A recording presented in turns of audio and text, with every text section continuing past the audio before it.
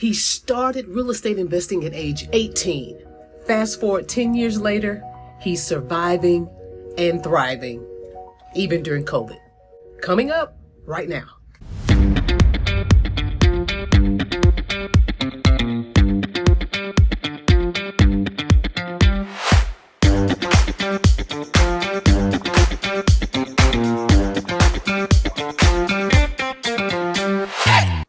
What's going on, everybody? It's your girl, Take Action Low here, and welcome to another episode of the Take Action with Low show, where we talk about taking action, doing things different so that you can be better, not only in your business, but you, yourself, how to be a better you.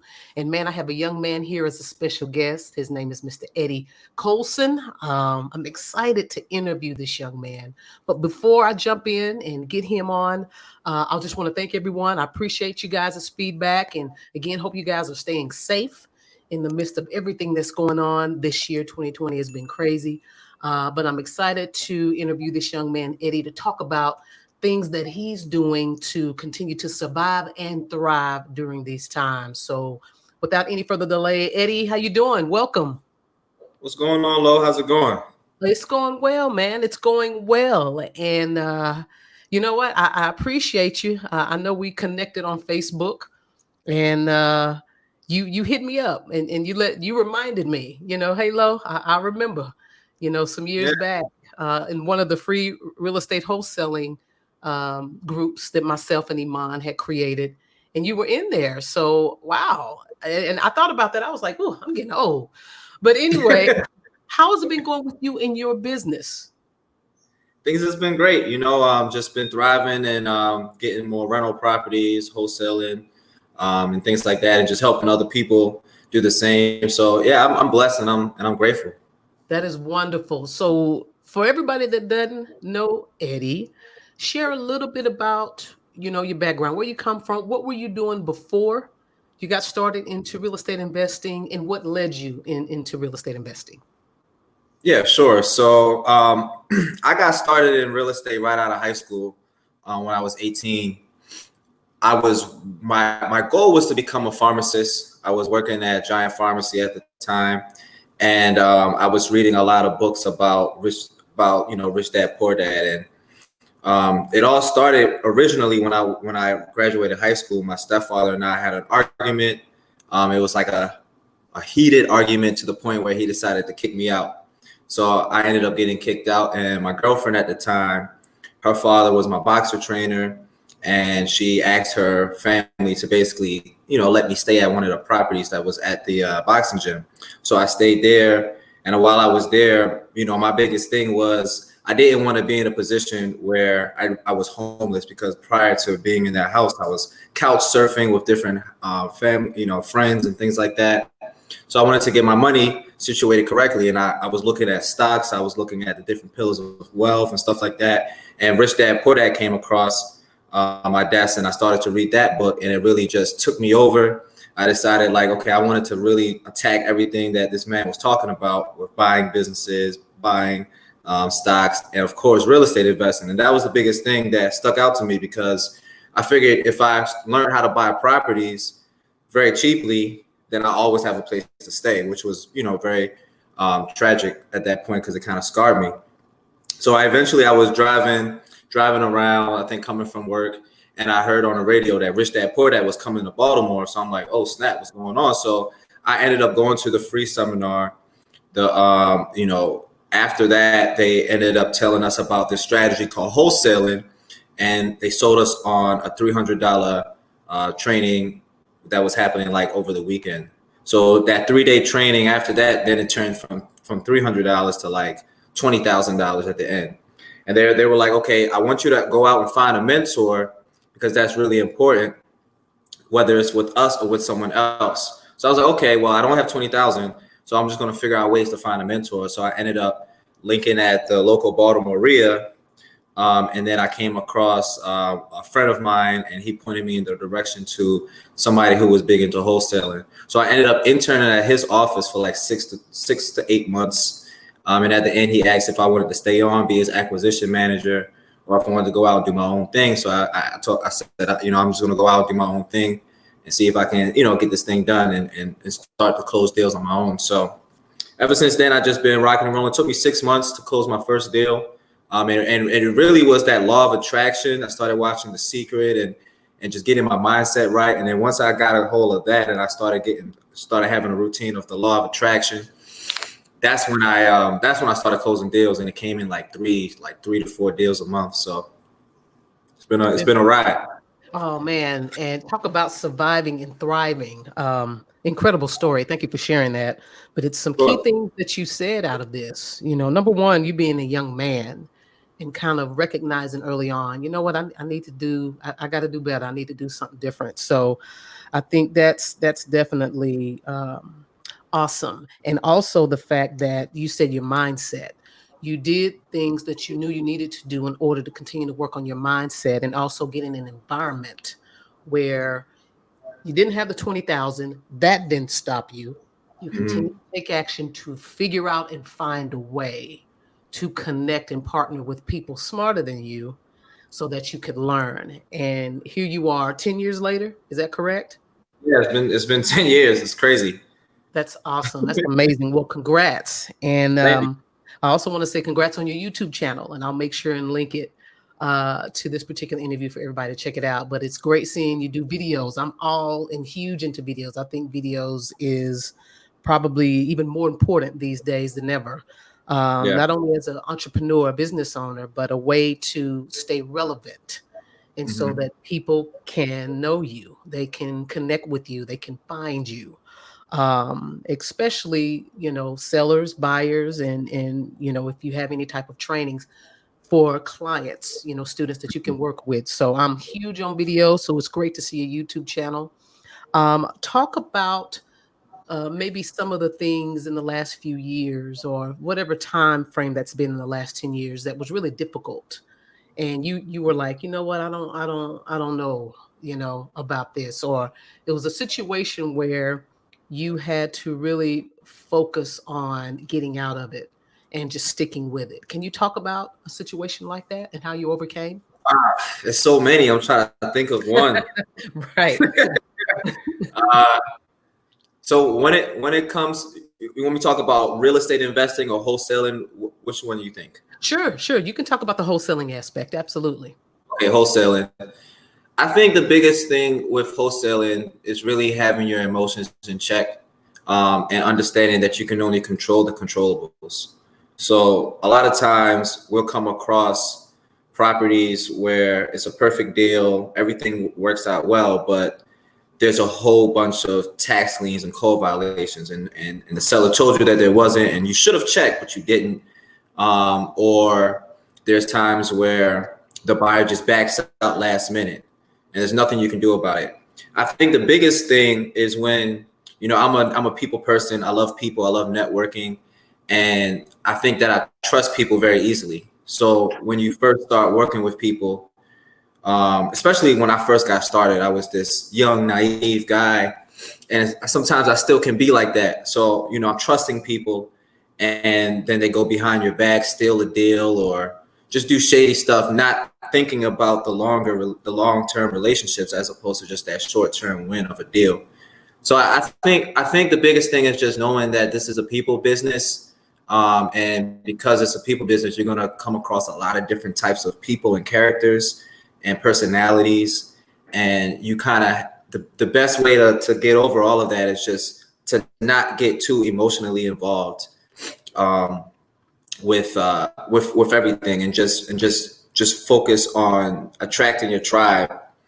And just knowing that you're gonna kiss some frogs, kiss some frogs, and hopefully you end up getting your prince or princess or whatever. So, it's a networking thing, but you're gonna come across people that you're gonna have to say, okay, this is not somebody I want in my network. So I think that's the biggest thing is just dealing with all different types of characters and people.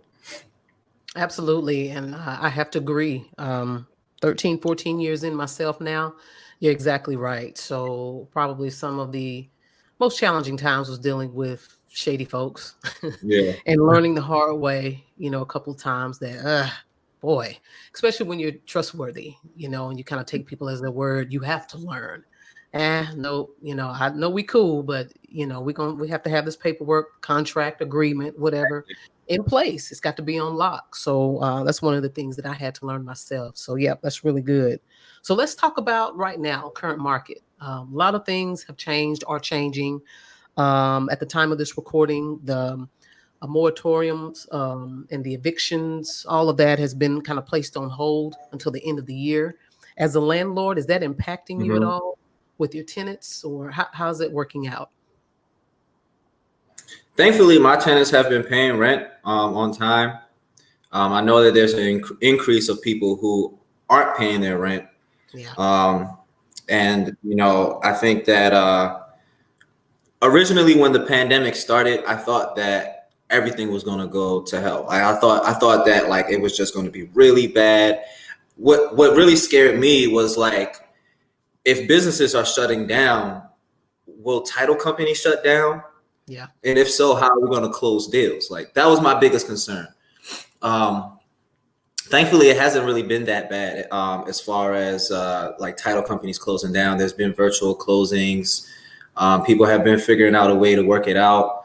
There's definitely way more sellers that are saying, "Look, I need to sell this property," and there are some landlords that are feeling it with tenants not paying. Thankfully, that's not me, but I thought it would be way more buyers that backed out, and there were a lot of buyers that backed out and just said, "I'm going to just sit back and figure out what's happening." But weirdly enough, there was a lot of buyers that were way more aggressive, and that's how it was in my marketplace. I don't know. I think I know some people in Florida. They seem to be doing worse in the real in wholesaling, but in Baltimore, I think because Baltimore is such a cheap, it's a lower barrier of entry when it comes to mhm, acquisition. I think that people said, okay, this is an opportunity for us to buy stuff in Baltimore, and we're aggressively buying stuff in Baltimore because right now is the time to buy. So I was blessed to make more money during the pandemic, thinking that I wasn't going to make that much, and things have been actually a lot better for my market. But I don't think that's how it is everywhere, though. right. Nope, I have to agree. Excuse me. With us being here in Texas, um, we've seen a lot more opportunities uh, that have come, since then, and I think with understanding the market, understanding how to market, and that's another question I want to ask you. What things are you doing to get leads? When you're able to do that, uh, the right way, an effective way, you'll always have business or leads that's coming in. And what what's one of the things that you're doing in your marketing to continue to get deals right now? So I go after a lot of failure to pay leads. Like I do a lot of creative financing offers, and that's what I was going to lean on for the pandemic. I figured if title companies are closed and everything, I might have to just focus on lease options, go after pre-foreclosures and failure to pays. So I love failure to pays. I think that it's not a lot of people don't know about it, and it's basically like when a landlord decides to kick a tenant out and the tenant, isn't paying. They do the pay or quit or whatever notice that you have to do within your state.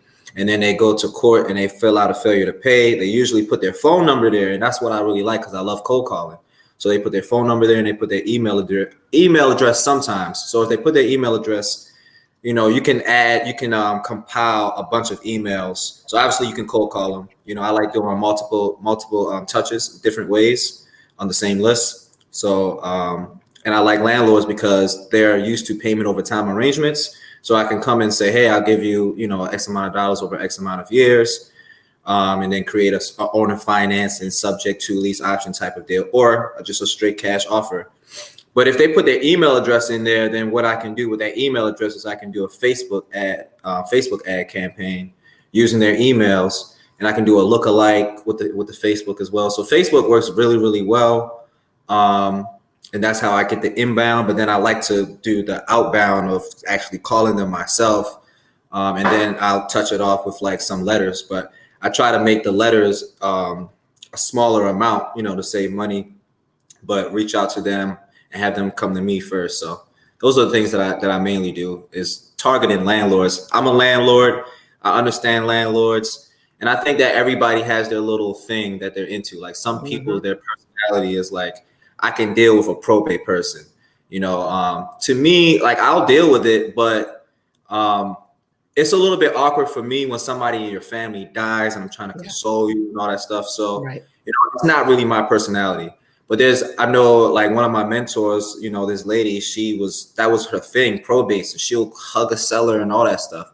That's just not me. So I think that you kind of have to figure out what lead source fits to your personality, fits to your team, your way of negotiating and all that. Oh, that's great information. Failure to pay. So with everything that's going on with the evictions and everything being on hold until I guess sometime next year, who knows? It's going to be a lot of landlords that's going to need some Yeah. help. So I'm sure you're gearing up for that. I know we are here. That's one of our target or our niches is landlord. But you said it right on. You hit it right on as far as the marketing. Cold calling is probably the most effective. We like to do follow up with text message marketing. Love Facebook. So we have a couple of campaigns that we're running now that's doing really well to get buyers and sellers. Because my business partner is a licensed realtor, so she handles the retail side of Nice. the business. So yeah, we've been kind of busy on both ends, but I think that's fantastic. So I heard you say boxing, and I didn't know that you had a history in boxing. My late uncle was a boxer, and Oh, really? oh yeah. So Golden Gloves. So growing up, he used to get in trouble all the time, and my grandfather got him into boxing, straightened him up, and Mhm. he became pretty good.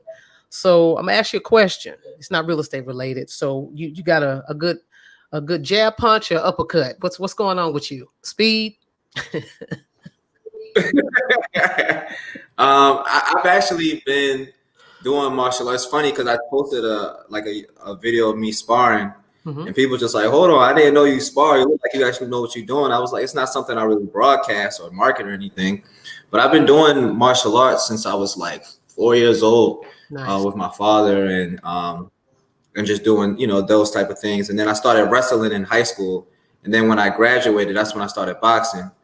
So, and I still box here in a while, but it's just something I do for fun. I love it. No, I think that's great. I do. I'm all in the, health and mental health, especially during these times. It's important to have Yeah, those things in your life and part of a routine.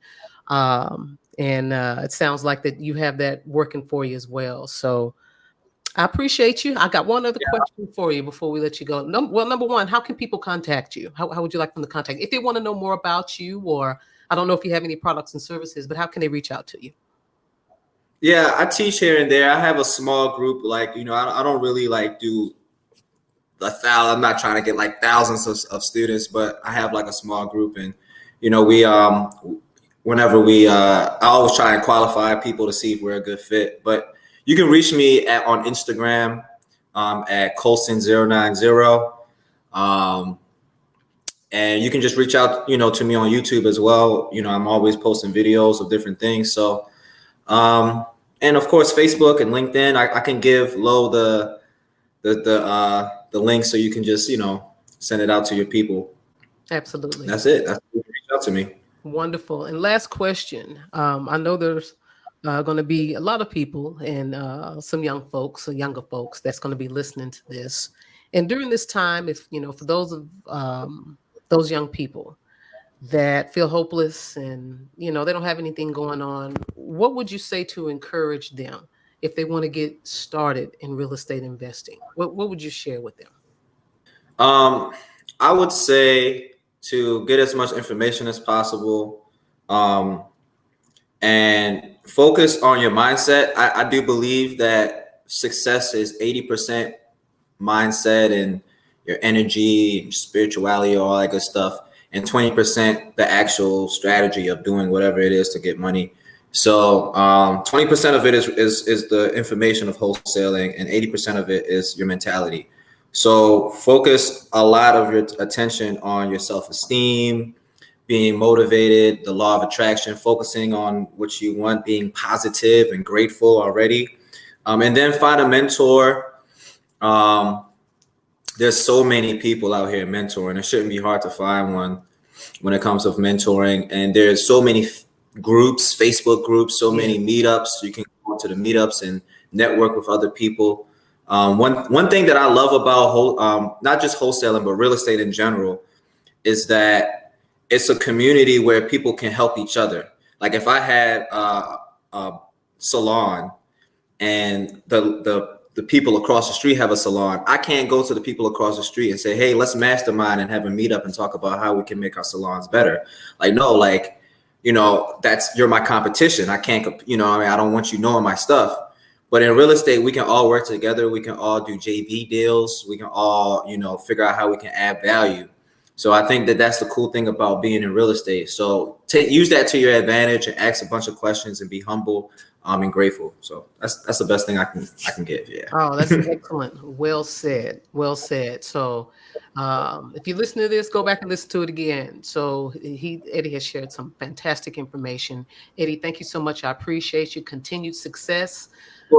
Guys, make sure you go out and share this. Make sure you click the link below and subscribe. As always, I appreciate you.